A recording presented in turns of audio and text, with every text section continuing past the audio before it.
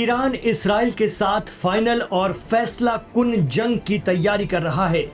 जी हां, एक ऐसी लड़ाई जो पूरी तरह निर्णायक होगी और मिडिल ईस्ट की जियोपॉलिटिक्स बदल कर रख देगी। ये बात ईरान के supreme leader Syed Ayatollah Ali Khamenei के एक भरोसेमंद सलाहकार की तरफ से आ रही है। एक्सपर्ट कहते हैं कि अगर इमाम खामनेई का करीबी कोई भी बड़ी बात कहता है तो इसे संजीदगी से लिया जाना चाहिए।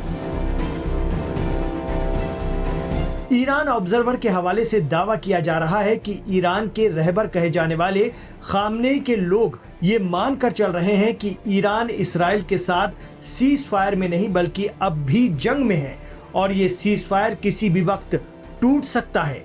यानी ईरान इसराइल के बीच सिर्फ जंग रुकी है थोड़े समय के लिए, लेकिन अंदर ही अंदर लावा धधक रहा है जो कभी भी बाहर आ सकता है।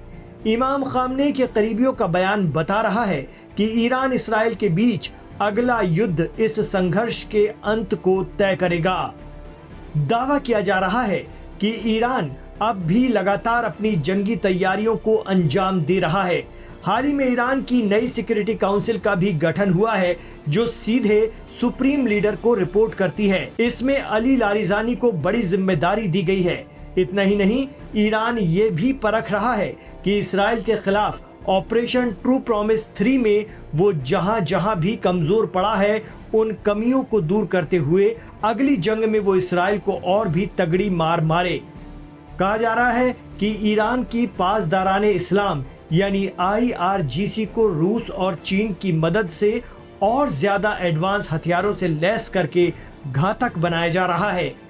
ईरान मामलों के एक्सपर्ट कहते हैं कि ऐसा नहीं है कि ईरान सिर्फ जंग के मोड में ही रहना चाहता है या उसे जंग का शौक है।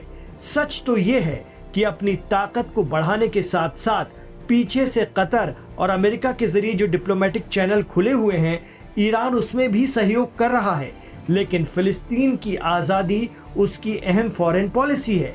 साथ ही वो बार बार कह रहा है कि अपनी एनर्जी ज़रूरतों के लिए वो यूरेनियम का एनरिचमेंट करेगा। ये उसका हक है और अमेरिका के दबाव में वो नहीं आने वाला। जो भी बातें होंगी बराबरी से होंगी, कोई भी धमकी बर्दाश्त नहीं की जाएगी।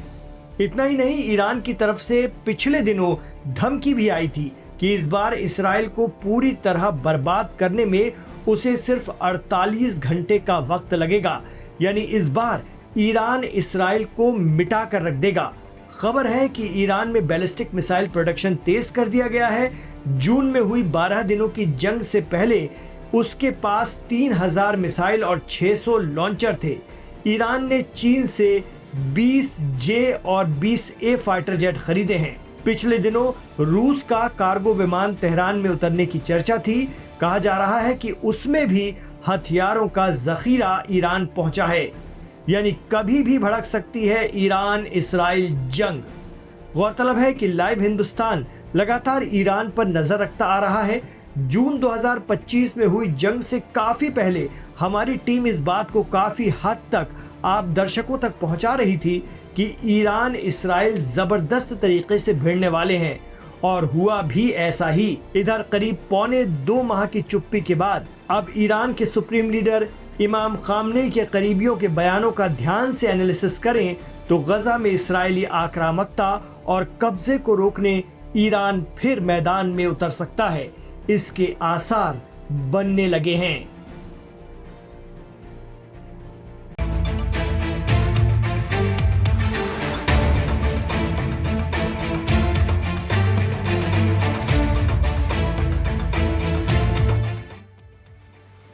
इसराइल के प्रधानमंत्री बेंजामिन नेतन्याहू की सरकार पर गजा युद्ध को लेकर घरेलू और अंतर्राष्ट्रीय स्तर पर दबाव बढ़ता जा रहा है।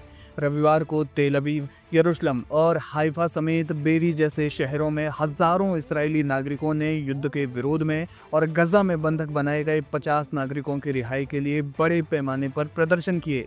ये प्रदर्शन गजा में 22 महीने से चल रहे युद्ध और सरकार की नीतियों के खिलाफ जनता के गुस्से का प्रतीक है, जिसने नेतन्याहू सरकार को अभूतपूर्व संकट में डाल दिया है। रविवार को सुबह तेल अवीव के हॉस्टेज स्क्वायर में हजारों प्रदर्शनकारियों ने इस्राएली झंडे और बंधकों के चित्रों के साथ सड़कों पर मार्च किया। प्रदर्शनकारियों ने तेल अवीव यरूशलेम राजमार्ग को अवरुद्ध कर दिया। टायर जलाए और युद्ध बंद करो, बंधकों को वापस लाओ जैसे नारे लगाए। Hostage and missing families forum के नेतृत्व में आयोजित इन प्रदर्शनों में शामिल लोगों ने नेतन्याहू सरकार पर गजा में सैन्य कार्रवाई को लंबा खींचने और बंधकों की रिहाई के लिए ठोस कदम न उठाने का आरोप लगाया। यरूशलेम में प्रदर्शनकारी नेतन्याहू के आधिकारिक आवास की ओर बढ़े, जबकि हाइफा और बेरी किबुत्ज में भी लगभग ऐसा ही विरोध प्रदर्शन देखने को मिला। पुलिस ने तेल अवीव में नेशनल हाईवे अवरुद्ध करने के लिए 32 प्रदर्शनकारियों को गिरफ्तार किया। फोरम ने गजा सीमा के पास Y.50 नामक एक विरोध शिविर स्थापित करने की घोषणा की, जो बंधकों की रिहाई तक अनिश्चितकाल के लिए जारी रहेगा।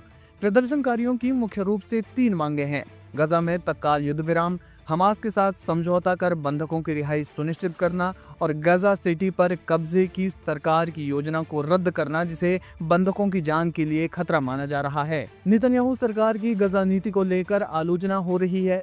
7 अक्टूबर 2023 के बाद शुरू हुए इस युद्ध में लगभग 49 लोग अभी भी गजा में है। सूत्रों के मुताबिक केवल 20 बंधकों के जीवित रहने की संभावना है। हाल ही में सुरक्षा कैबिनेट द्वारा गजा सिटी पर कब्जे की योजना को मंजूरी देने से जनता का गुस्सा और भी बढ़ गया है, क्योंकि कई लोग इसे बंधकों की जान के लिए जोखिम भरा मानते हैं।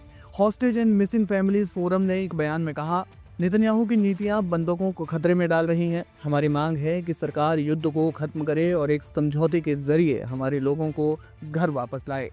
प्रदर्शनकारियों का मानना है कि नेतन्याहू अपनी गठबंधन सरकार को बचाने के लिए युद्ध को लंबा खींच रहे हैं, जिसमें दक्षिणपंथी और धार्मिक दल शामिल है। वैसे भी पीएम नेतन्याहू पर पहले से ही आरोप लगते रहे हैं कि वे युद्ध को अपने राजनीतिक फायदे के लिए उसका इस्तेमाल कर रहे हैं। अब एक ओर तो इसराइल में नेतन्याहू सरकार के खिलाफ प्रदर्शन हो रहे हैं, तो वहीं दूसरी ओर अमेरिका में भी राष्ट्रपति डोनाल्ड ट्रंप के खिलाफ अमेरिकी आवाम का गुस्सा चरम पर है।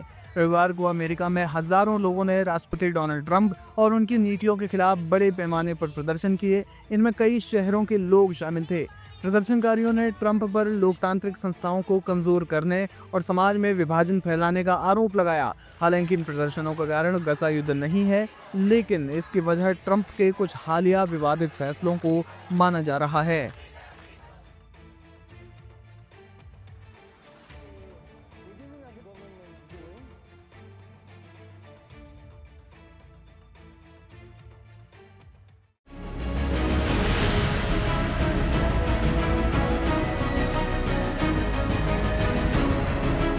और गजा में चल रही जोरदार तबाही के बीच गजा के रिमाल इलाके में शनिवार को एक इस्राएली सैन्य ड्रोन के दुर्घटनाग्रस्त होने की घटना ने सोशल मीडिया पर तहलका मचा दिया है। एक वीडियो वायरल हो रहा है जिसमें स्थानीय लोग इस ड्रोन के अवशेषों को उठाकर ले जाते हैं और इसके साथ खेलते हुए नजर आ रहे हैं। एक खिलौने की तरह खेलते हुए वे लोग दिखाई दे रहे हैं। इस घटना ने न केवल क्षेत्र में चल रहे तनाव को उजागर किया है, बल्कि स्थानीय लोगों की प्रतिक्रिया ने भी दुनिया का ध्यान खींचा है। रिपोर्ट्स के मुताबिक इस्राएली रक्षा बल यानी कि IDF का एक स्काईलार्क 3 टोही ड्रोन जो उत्तरी गजा में एक निगरानी मिशन पर था, तकनीकी खराबी के कारण रिमाल पड़ोस में आपातकालीन लैंडिंग के दौरान दुर्घटनाग्रस्त हो गया। इसराइल ने एक बयान में पुष्टि की कि ड्रोन में कोई संवेदनशील जानकारी नहीं थी और इस घटना से कोई डेटा लीक होने का खतरा नहीं है।